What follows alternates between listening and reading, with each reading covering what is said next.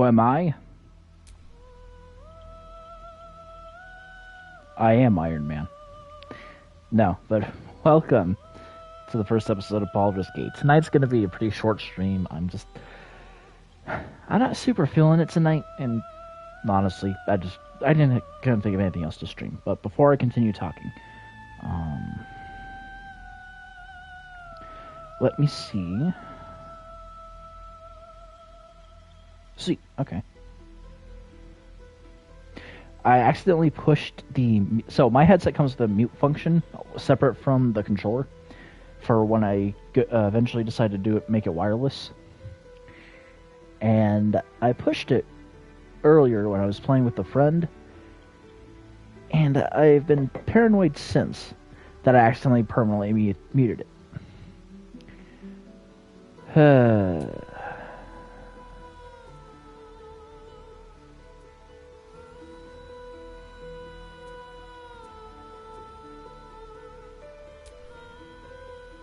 Let's go with the custom origin.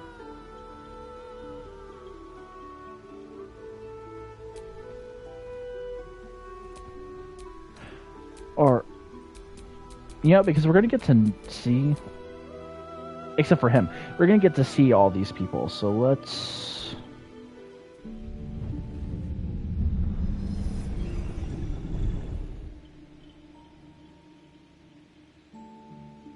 Hello, darling. Don't be shy. I promise not to bite until we've been formally introduced. My name's Astarion, and I've spent a century stalking the night, hunting for pretty morsels just like you. A man called Cazador made me what I am, kept me like a pet, forced me to do his bidding. No more. But Tadpole's influence broke his dominance over me, and now I can finally pursue the one thing I've hungered for these long, dark years. Revenge. I'm going back to Baldur's Gate to track Cazador down in his lair. I'll be the last thing the bastard ever sees.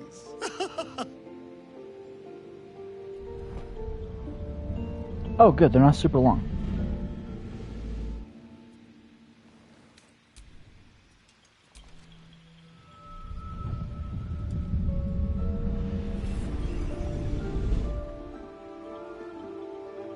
Since I was born in the cold reaches of world space, I have known but one purpose.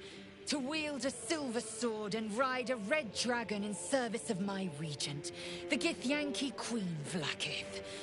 My first step on this path is to slay a mind flayer and bring its head to my queen. There is no flesh I will not carve, and no barrier I will not shatter to see it done. I am the one who sunders. I am the Undying Queen's most unshakable warrior. I am Lae'zel of Kalir.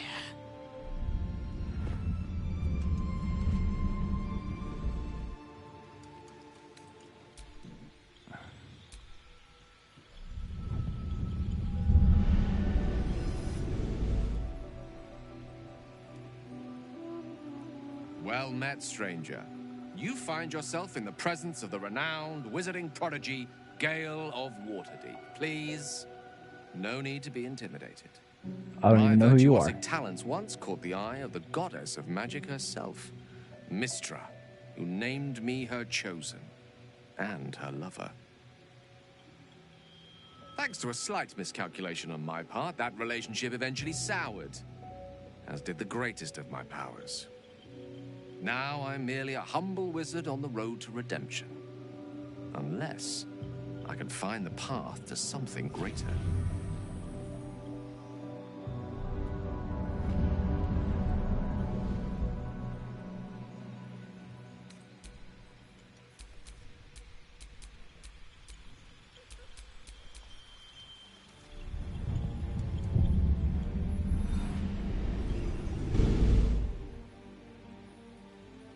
My name is Shadowheart, loyal servant of Shar, goddess of darkness and loss. There is little more I can tell you than that. My Lady Shah tasked me with a mission of such secrecy that I surrendered great swathes of my memory in order to safeguard the knowledge of it. All I know is that I must bring the artifact I hold to Baldur's Gate, and that nothing can stand in my way. My goddess is watching.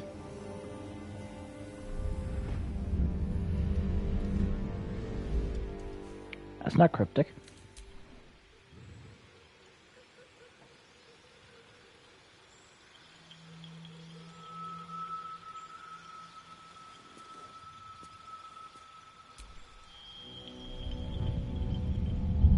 I just realized I'm not reading the character descriptions. Not that it matters. 7 years ago, I was exiled from Baldur's Gate, the city I call home. My name is Will, but the people of the Sword Coast call me the Blade of Frontiers, champion of the meek, defender of the innocent. The truth isn't quite so simple, but they're right about one thing. I hunt monsters, and I always catch my prey. My latest target is a devil, and I'm right on her tail. Once I'm through with her, she'll never escape the fires of the first hell. Determined.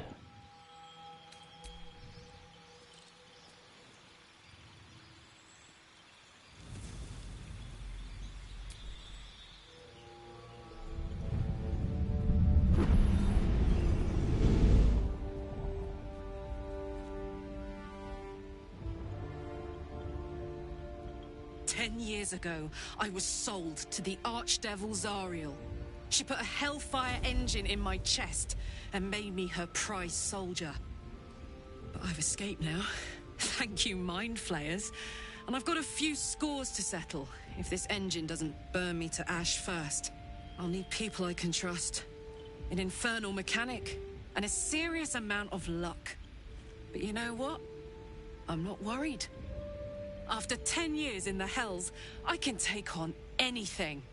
I've got my chance at freedom, and believe me, I'm going home.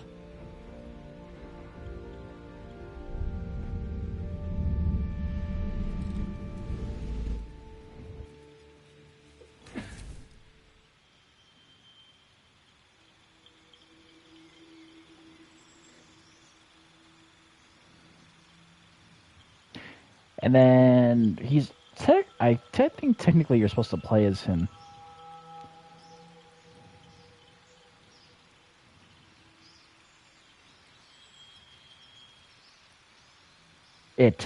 I'm gonna say it because yeah. But no, I'm gonna go with a custom. And why? Because I can. And also, I feel like that's the whole point of a RPG.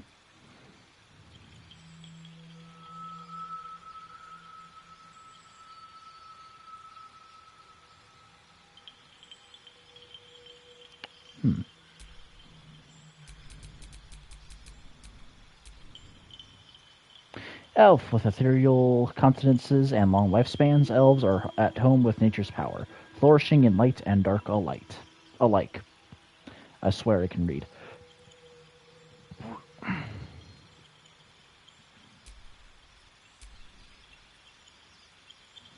Elves get cantrips. Still no idea what the hell that means. Oh, you know what? It's probably... No, never mind.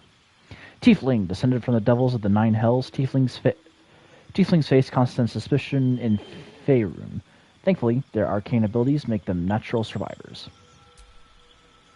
Drow Elf. Driven to the Underdark, most Drow have adopted a ruthless pragmatism, while the Lothsworn delight in the goddess's evil tenets. The Seldarine reject her attempt to overthrow the leader of the Elven Pantheon. Human. Most common face in Faerun, humans are known for their tenacity, creativity, and endless capacity for growth. Githyanki. Holy shit! Give this guy a sandwich! His arms are fucking twigs! how are they powerful warriors? He looks like he can barely.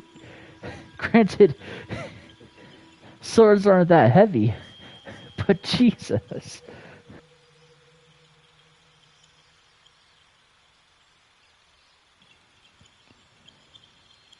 Anyway, with ruthlessness born from mind's player enslavement, Githyanki ride the astral sea atop red dragons, bringing their silver swords and psionic might to bear against any trace of Illithid menace. Of the Illithid menace. I am a dwarf. As durable and unyielding as their homes of stone, dwarves are some of the finest warriors, miners, and smiths of Faerun. Why? Not like as an insult, it's just it seems like in any kind of media that dwarves are in, they are exceptionally good smiths. Why? Half-elf, curious, ambitious, and versatile, half-elves are welcome everywhere, but struggle without a community to call their own.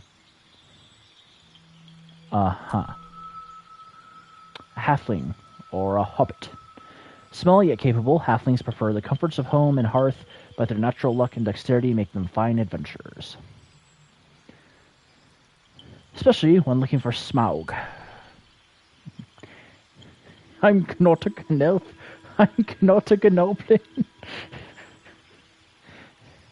Small, clever, and energetic, gnomes use their long lives to explore Faerun's brightest corners and darkest depths. Dragonborn, a proud race that values clan and skills above all else. Once enslaved by dragons, they strive to be self-sufficient, not wanting to be beholden to anyone, not even the gods. Then half-orc, creatures of intense emotion. Half-orcs are more inclined to act than contemplate, whether the rage burning their bodies compels them to fight, or the love filling their hearts inspires acts of incredible kindness. It's, interesting.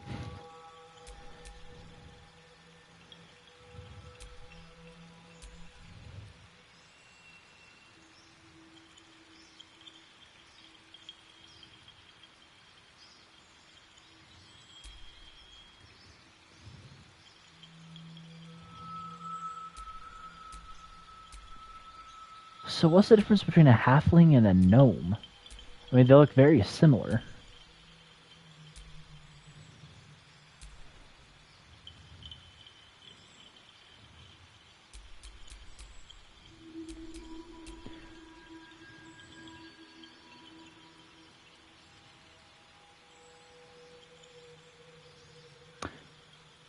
Yeah, just because of the title, and also because Dragonborn seems like a cool race. Let's see. Black Dragon. Despite no ancestral links to the mighty creatures, these Dragonborn share the charcoal coloration and fizzling, acrid breath of black dragons. Do they get the N-word pass? Despite no to my creatures, scales, crackling breath of blue dragons. Oh! Okay.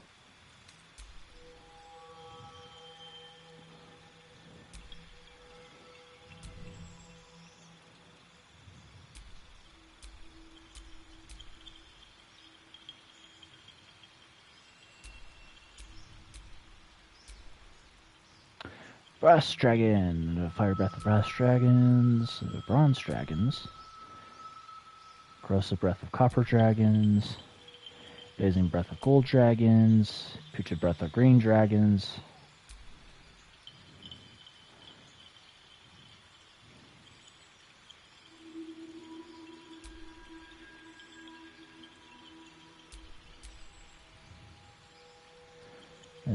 Cold Breath of Silver Dragons, Frosty Breath of the White Dragons. Can I make a blue-eyed white dragon?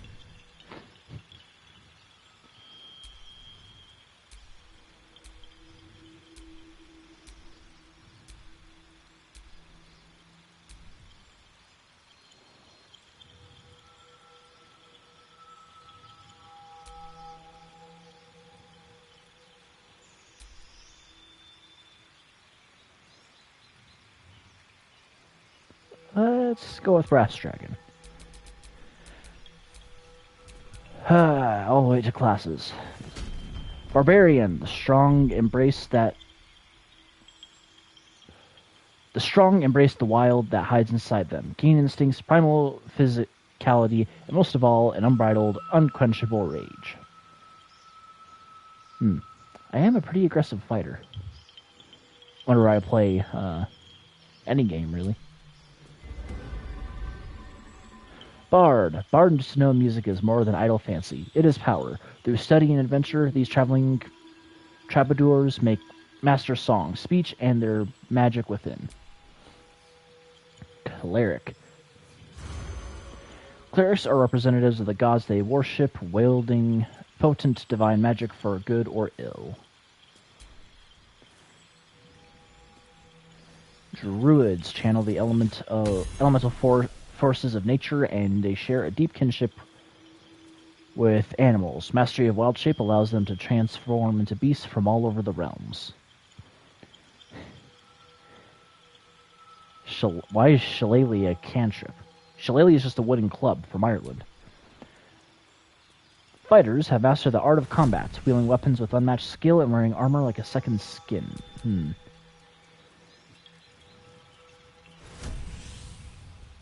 I think that's Bruce Lee's stance. Excuse me. Some reach enlightenment by language meditation. Others do so in the heat of battle. Monks manipulate ki to empower their own strikes and debilitate their foes. So basically, I become a kung fu master. Okay. Paladin, a promise made so deeply that it becomes divine in itself, flows through a paladin, burning bright enough to inspire allies and smite foes. Rangers are unrivaled scouts and trackers, honing a deep connection with nature in order to hunt their favored prey.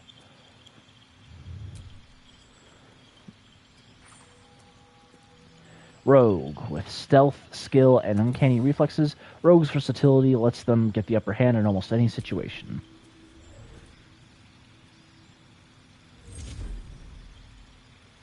Sorcerers are natural spellcasters, drawing an inherent magic from a gift or bloodline.